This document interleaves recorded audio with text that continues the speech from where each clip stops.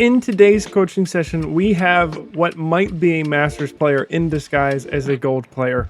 And this is Splinter, and he is by far the best player that I've ever coached. And you're about to see why. So let's dive into it. We're going to see a lot of what you should be doing when you're playing this game.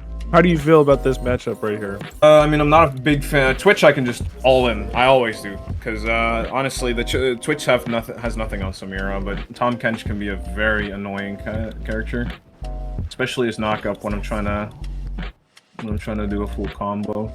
He has a lot of CC in my opinion, but Twitch is fine. I 100% agree with everything that he said so far. Absolutely, we should just be jumping in on the Twitch. Tahm Kench is also an annoying support to play against. All of this is great. His mindset going into this lane, fantastic. That's exactly what I would be thinking if I were in his position.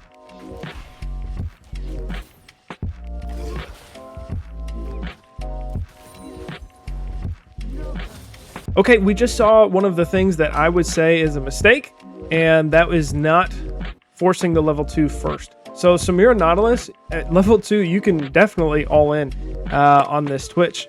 And we didn't take the opportunity to get level 2 first. We had the wave advantage, but then we just stopped hitting the minions. This isn't a huge deal. It's just one of those things where a lot of players won't give you many opportunities to take advantage of them in lane. So you want to take every opportunity. And this is one where we could have gotten that level 2, force them off of the wave, make Twitch miss some minions, some last hits, potentially some experience, and start snowballing a lead early. But we didn't do that. But it's one of those things where it's a small mistake, and it's not going to affect much for how he plays the rest of this out.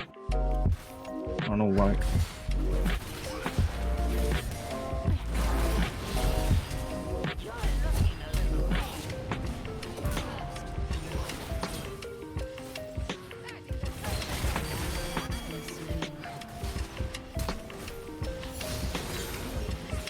Several things about this. I love his barrier usage. He got the full value out of it, which is why you can see he's still living. He was able to kite the Tahm Kench afterwards. He followed up on his Nautilus engage. That's what you have to do when you're playing with these engaged supports. They have to engage first, and then you follow up with them.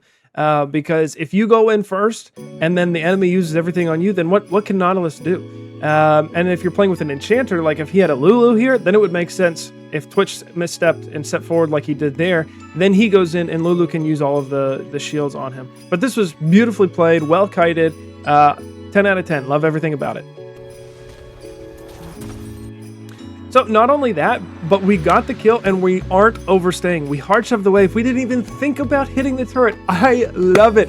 Our tempo is huge right now. We're going to get back, get Serrated Dirk and as Samira. Now all we can do is just all in and we will win every single fight. So let's see what happens. He doesn't have a question. Which doesn't have Q either, so that's good.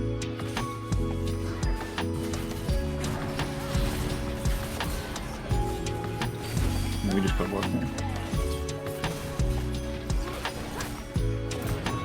All right, it doesn't get any better than that. He waited to use his dash for whenever Tahm Kench used his knockup ability. And again, even after this, he's going to clear this wave. He's going to back. Again, tempo. We're just absolutely snowballing and pushing our lead. This is textbook perfect Samira gameplay right here. I mean, I could just all in here.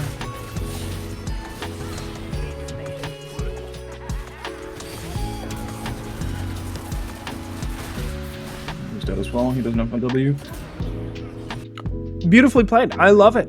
The only thing is, it took us a couple seconds to really decide to go all in. As you saw, Tahm Kench was in the river. Twitch was walking forward. This should never happen whenever Samira is 4-0 and has hubris already by 7 minutes. So the higher you climb, the less opportunities you're going to get like this. You saw he even was able to think out his thoughts out loud and say, I think I could go in. I think I could all in at this moment.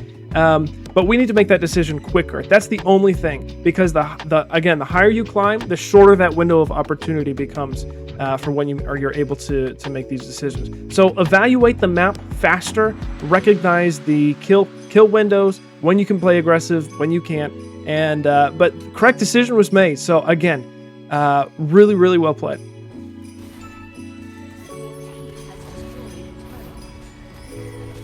Okay, we just took tower at 9 minutes, which is incredibly fast, and we're already asking to go mid, which I love that mentality. I love it. I will say, I don't think I have the knowledge to speak authoritatively on this, whether the mid laner hasn't finished their quest. We're just about to finish it. By the time we walk to mid lane, it's going to be finished.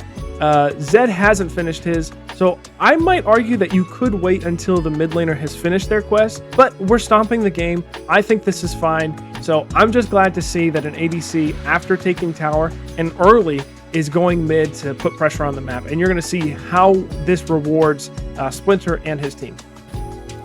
I mean, come on, it's 11 minutes, I have 10 plates and 9 kills, it's just over. I 100% agree. This is a dream scenario for Samira. You could absolutely 2v5 with Nautilus and Samira in this moment, because the enemy team is so far behind. You have so much gold. So because we went mid, remember at 9 minutes, now we're taking the mid lane tower at 11 minutes. We are skyrocketing our gold through this game. We have priority on Dragon, and then when Herald comes up, we're going to take that next. So everything here, perfect, perfect, perfect. I love it. If you play like this in gold, you're probably higher ranked than I am. So honestly, Tabi shouldn't have been my pick here. I mean, I wasn't that fed at that point. Well, apparently that build does more damage than I thought. I underestimated that. That is completely my bad. Okay, so the reason we lost this is because we didn't use any of our spells. We didn't use W, we didn't use Barrier, we didn't use Flash. So we definitely should not have lost this fight to Katarina. It's not the end of the world because we are so far ahead. But this is one of those things, it can happen. It's just one of those things where you always have to be aware that as ADC, you still have to be active, thinking about the things that you're doing, continuing to use your spells, and not just autopiloting. You can never autopilot in League of Legends when you're playing ADC. You have to be engaged. So, small mistake, but it's not the end of the world. We can still make this thing work. Okay, this is a really nitpicky thing, but because he's playing so well, I'm going to be a bit nitpicky. And I really do think that this is even above my level whenever I'm in-game, but because I'm able to pause it, analyze it, slow down, I can tell you what the correct decision is. So we saw that Kayn and Yasuo were about to 2v1 the Mordekaiser. Now we know Mordekaiser has ult, so he can stall a little bit, but what happened was we started to go bot, and then we went back up top. If we had made that decision quicker, we would have been able to be more towards the top side of the river as soon as Mordekaiser died, rather than being closer to the Herald pit. Now, we still get the 2 kills because Yasuo and Kayn, for whatever reason, go in instead of continue to go out. But in reality, this should have been a play where Yasuo and Kayn were able to kill the Mordekaiser and get out. Thankfully, they are bad enough players where they go in. But again, this is one of those things where the decision needs to be made quicker, and that's speaking for myself too. This is a play where I don't think I would have roamed top. I think I would have continued to push mid because I saw 2 top, I see 2 bot. The only one that can answer is Twitch. I can definitely take that tower and kill Twitch if he tries to step up. But if we're going to make this decision, which I don't hate, we just need to make it quicker. Instead of starting to go bot and then run top, we need to immediately go top after clearing the wave and hopefully get there quicker. That way better players aren't going to be able to get out, and we're going to get the two kills guaranteed rather than hope that they make a mistake and go back in on us. So again, great decision. I can't complain. I think this is fantastic. I can still take it, I think.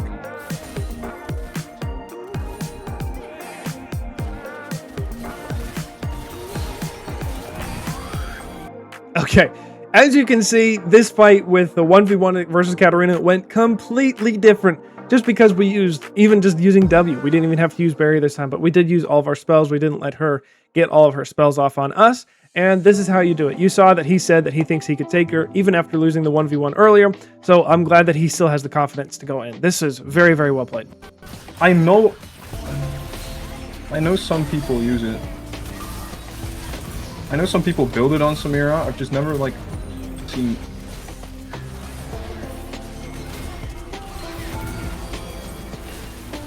Nah, I was in the tower. It's fine, though. It's fine. Well played. The only thing I think that we could have done differently is flash out of tower faster. That way we could dash onto the Twitch quicker. But again, amazingly well played. The fact that he has the confidence and he was just casually talking while he's doing that team fight.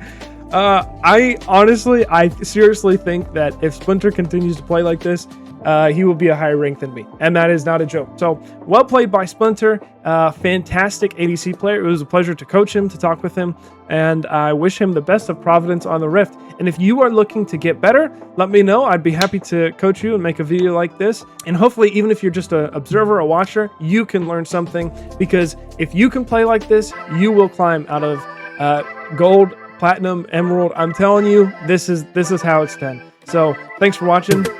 Peace.